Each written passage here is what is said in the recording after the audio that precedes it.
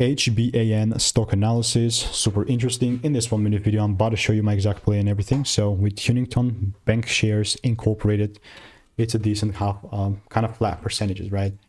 Ultimately, after crazy correction, seems like there is some hope behind it, right? So how's all this going to look like?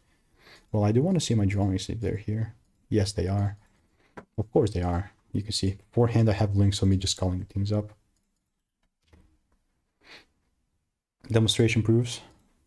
But then ultimately, because no rules got met here, I crashed. I never looked back. So unironically, I'm still looking to take it up.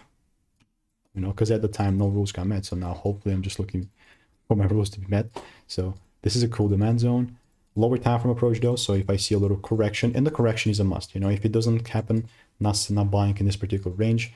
But I'm just kind of showing you my attitude towards it. And if you want to learn how I'm making 5-10K per month with our indicators, click the first link in the description, get my free emails. Goodbye.